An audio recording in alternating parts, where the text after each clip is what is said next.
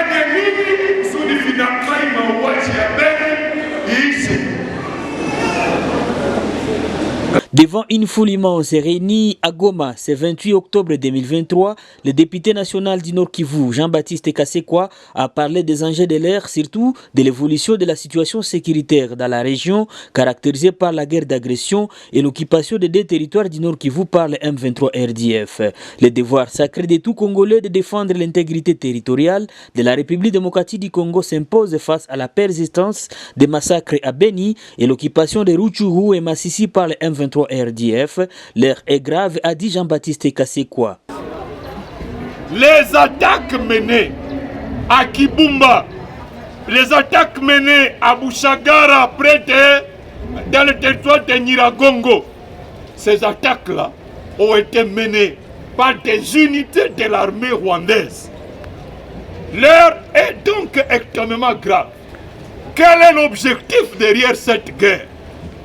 Pourquoi on peut prétendre que pour assurer la sécurité de 46 000 familles réfugiées au Rwanda, il faut exterminer les millions des habitants de Nyiragongo, les millions des habitants de Rutshuru, les millions des habitants de Masisi? Il faut exterminer les millions des habitants de Beni et de Irumu de Mambasa. L'objectif, c'est la création de ce que l'ancien coordonnateur des experts des Nations Unies au Congo, M. Steve Hedge, en 2013 a dit: l'objectif poursuivi par le Rwanda et l'Ouganda est de créer ce qu'ils appellent la République des volcans, ce qu'ils appellent l'État fédéral autonome de l'Est. Ils ont lancé cette guerre en 2012, prétextant revendiquer la mise en œuvre des accords du 23 mars 2009. Les négociations de Kampala ont démontré que le gouvernement congolais avait déjà respecté ces accords à plus de 110%. Steve Hedge s'est posé la question: pourquoi, alors que ces accords ont été intégralement appliqués, pourquoi, alors que la question de la nationalité a été réglée par l'article 10 de la Constitution de 2006, pourquoi le Rwanda et l'Ouganda ont lancé la guerre de 2012, la guerre du M23-1? Ils ont lancé cette guerre une année après la balkanisation du Soudan, par la création de la République du Soudan du Sud. Leur objectif à lancer la première guerre du M23 en 2012 était de matérialiser le plan de création de cet État, le plan de balkanisation. Il poursuit en disant qu'il est temps de s'élever et prendre les choses au sérieux, car l'ennemi veut la balkanisation de la République démocratique du Congo. Il a prêché par plusieurs exemples pour exprimer son regret suite au silence de Kinshasa face à la progression des rebelles. Et à travers cette conférence, je voudrais alerter que la phase de consacration de cette République est dans sa phase extrêmement critique.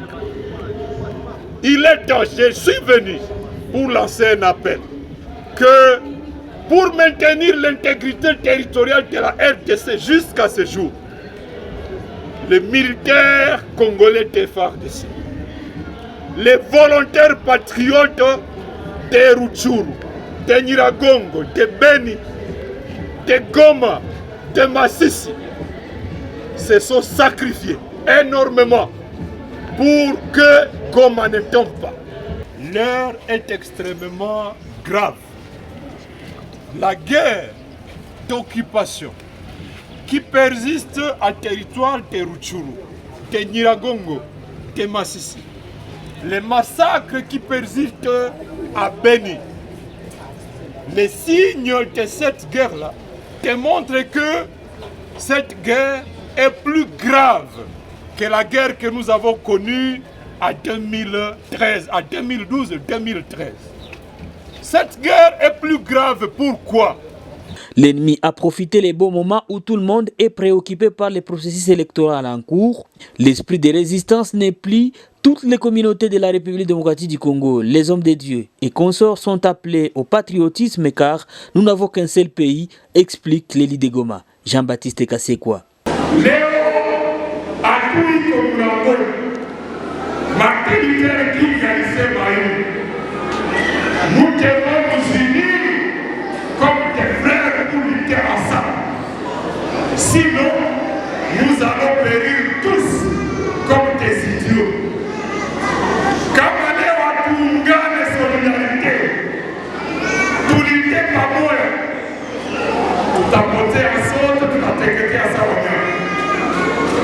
Rekomandasyon yangu ni kuwa representant wa makomunote etniki ya Nord Kivu, bassin intercommunautaire, waikanishe makabila yote ya Nord Kivu, tufanye dialogue de verite, tuseme nini inatuzuia kukua mtu mmoja kuresulite, alafu tupate solution.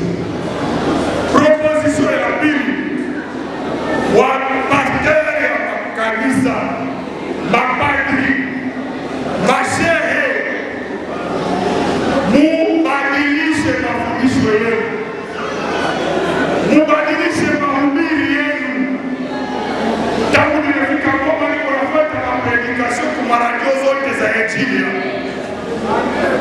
Emission hakuna hata emission ya kujulisha wakongomani hali ya nchi kwa namna gani. La libération des deux territoires sous contrôle des rebelles du M23 passera par le soulèvement populaire. Unissons-nous comme un seul homme et menons la pression pour bouter dehors l'ennemi, a renchéri Jean-Baptiste Kasekwa devant les militants venus l'écouter. Il a également insisté à la solidarité de tous envers les déplacés de Massissi, Rutshuru, y compris les patriotes qui mènent les combats contre le M23 en territoire de Massissi, Nyiragongo et Rutshuru.